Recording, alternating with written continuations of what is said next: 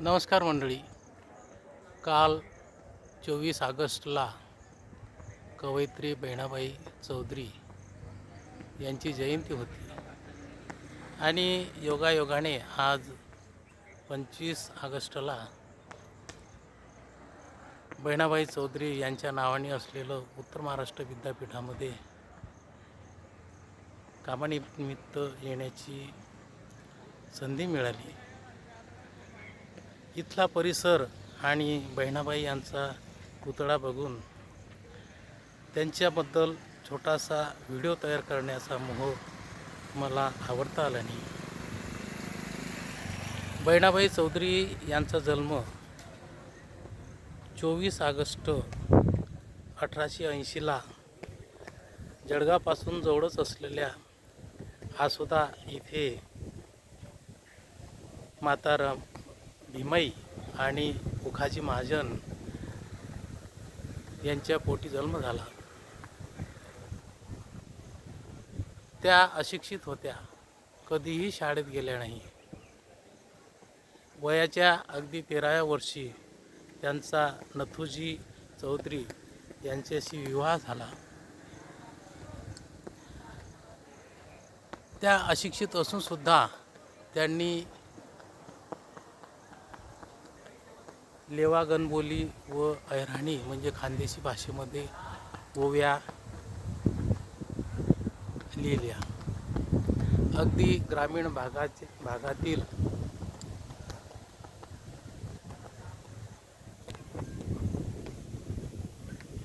जनतेच्या समस्या, त्यांची शेतीबद्दल, संस्कृतीबद्दल आणि अध्यात्माबद्दल सुद्धा त्यांनी खूप असे लेखन केले आहे.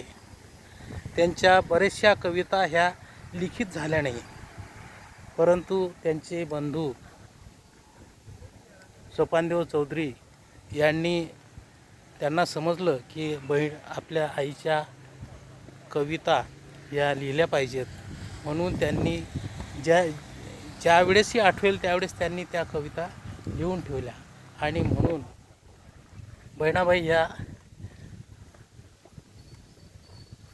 लोकांसमक्ष आल्या.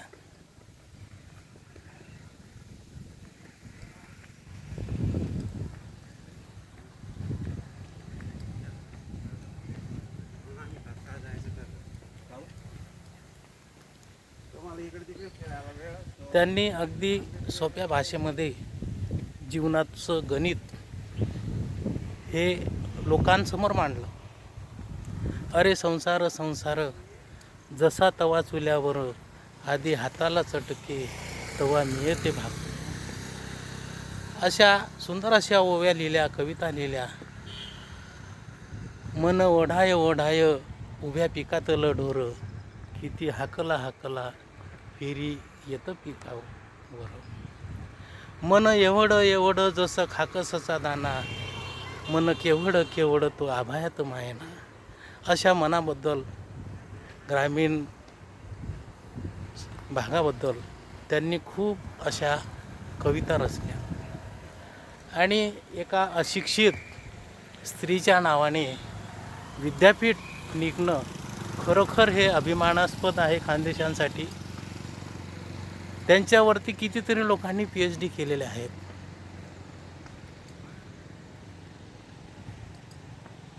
त्यांच्याबद्दल खूप काही सांगता येईल, परंतु व्हिडिओ खूप मोठा होईल.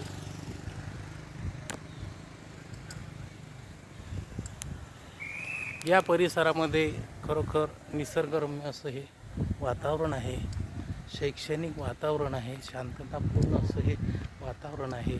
आणि संपूर्ण महाराष्ट्रातून या ठिकाणी ज्ञानार्जन करण्यासाठी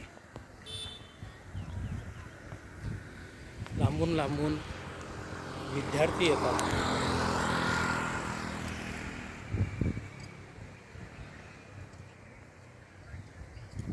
हा या परिसरातील